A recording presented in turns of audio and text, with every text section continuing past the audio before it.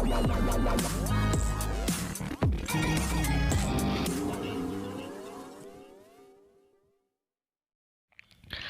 Serial गुम है किसी के प्यार के कल रात के एपिसोड में आपने देखा कि किस तरीके से पाखी और सई की बहसबाजी हुई थी। लेकिन आज रात के एपिसोड की स्टार्टिंग होगी बहुत ही इंटरेस्टिंग।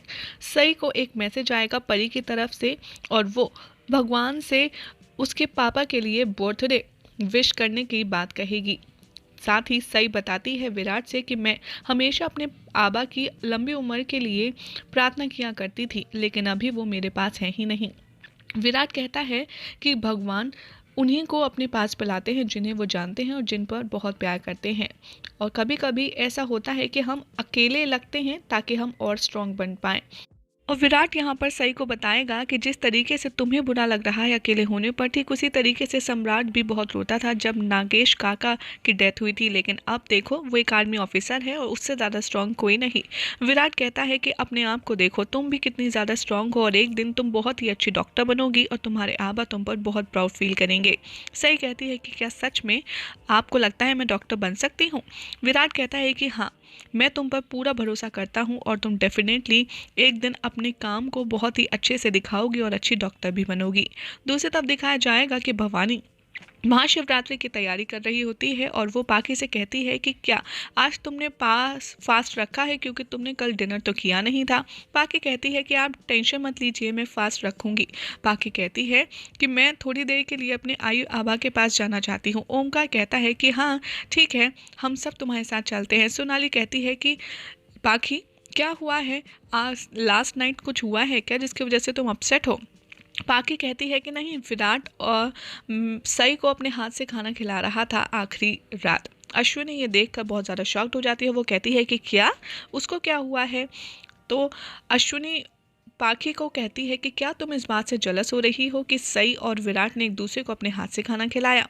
पाखी कहती है कि नहीं काकू, आप ऐसा क्यों कह रही हैं? भवानी कहती है अश्विनी, तुम एक रट्टू तोते की तरह हो गई हो, जो तुम्हारी बहू सोचती है कहती है तुम भी वही कहने लगती हो। निनाद कहता है कि हाँ, वैसे भी तुम्हें तो कभी सही में कभी कुछ गलत नजर आएगा नहीं। मोहित कहता है कि नहीं, विराट दादा ने गलत क्या किया, जो कुछ किया उन्होंने सही किया।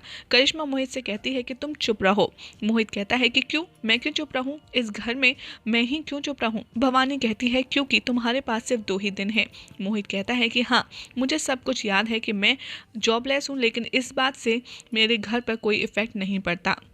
अश्विनी साथ ही कहती है मोहित से कि बेटा तुम चिंता मत करो, अच्छाई ही अच्छाई की तरफ अट्रैक्ट होती है। मोहित, तुम इसलिए अच्छे हो तभी तुम्हें सही का सपोर्ट करना है और तुम कर रहे हो क्योंकि तुम भी अच्छे हो और सही भी अच्छी है। ओमकार कहता है कि 1 सेकंड, पत्रलेखा चली गई है। निनाद कहता है कि इस तरीके से तो पत्रलेखा को नहीं जाना चाहिए था, एटलीस्ट विराट को तो बता देना चाहिए था। विराट आता है, नीचे उतरकर सई भी आती है और वो पूछती है कि क्या हुआ, किस बात की वार्निंग के बारे में बात कर रहे हैं आप लोग? भवानी कहती है कि विराट तुम इधर आओ और एक बात बताओ, तुम इतनी जल्दी क्यों कपड़े पहनकर आ गए हो? विराट और सई कहते हैं कि हाँ, क्योंकि हम मंदिर जा रहे हैं और मैं सई को मंदिर लेकर के जा रहा हूँ। निनाद कहता है कि अच्छा, लास्ट नाइट तुम इसके लिए खाना लेकर आए थे।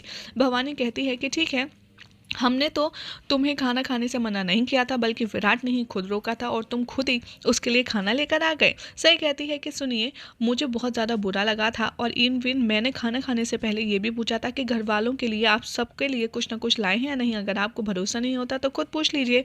विराट कहता है कि हाँ, सही ने मुझसे पूछना था अपने खाने से पहले कि मैं घर वालों के लिए कुछ लाया हूँ या नहीं। और सही कहती है कि मुझे एक बात बताइए, इन्होंने मुझे अपने हाथ से खिलाया तो इसमें प्रॉब्लम क्या है? मैं इनकी पत्नी हूँ, अगर उन्होंने ऐसा किया भी तो इसमें प्रॉब्लम क्या है?